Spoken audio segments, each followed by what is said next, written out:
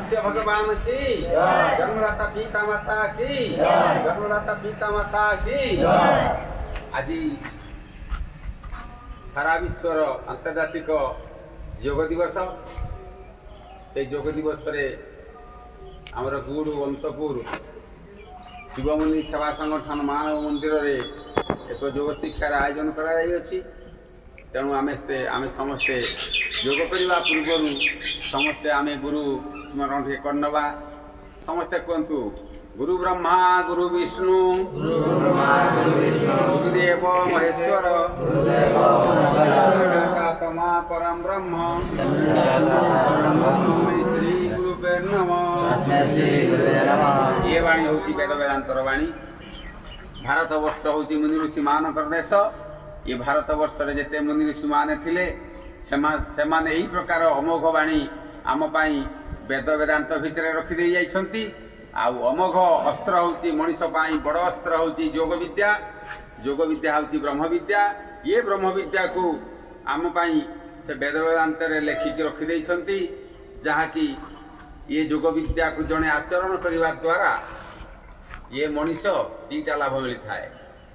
गोटे लाभ हूँ शरीर सुस्थ अन्यटी है जीवन मुक्त। प्रथमतः आम शरीर सुस्थटे भल शरीरटे पाइबा द्वितीय भगवान को पाइबा आ भगवान को मध्य आम जाणीजा। तेणु से योग विद्यार आवश्यकता अच्छी। योग विद्यार प्रारंभ आम समस्ते 3 थर ओंकार करनवा ओंकार करनवा समस्ते जे जो स्थान में बसचंती आम समस्ते बसिकी ओम करिबा।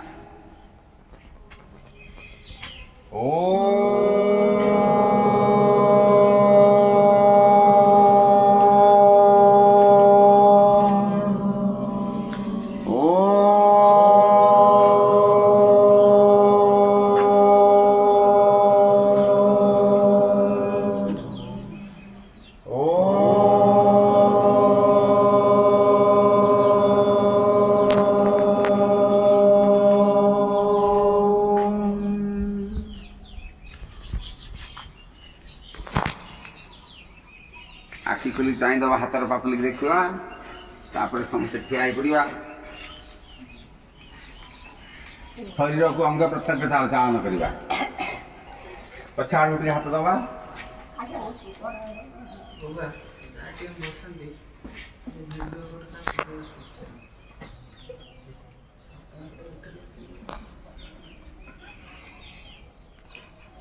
बुलेवा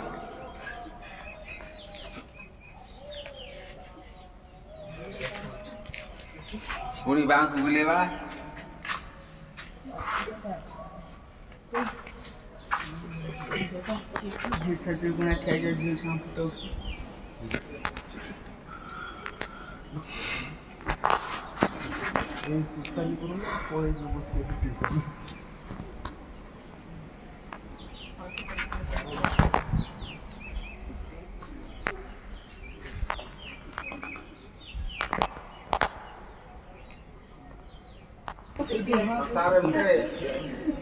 सब जगह स्थिर हो जाऊ किसी दिन पर मैला जमी आ मनीष भितर जदि मनीष खाली शुईक बसिक से जड़ता हो।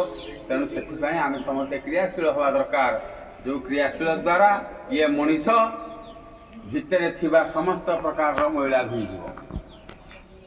तेणु आम आज शपथ नवा जे प्रत्येक दिन दैनंदिन योग क्रिया करवा पारिबा ना पारिबानी पारिबा प्रत्येक दिन एति आम कर नवा। अच्छा पिता माता को आम प्रणाम करछे प्रत्येक दिन करछे तो जदि करूछे आम ठीक भाव में बापा माँ को सकाळे पादरे मथा रखिकी चरण स्पर्श करके आम समस्ते प्रणाम करवा प्रणाम करवा आ तापर आम ये योग क्रिया को करदबा। बोले सत्य ज्ञान की सत्य ज्ञान की मानव मंदिर की भगवान की पिता माता की जय जी जय जी।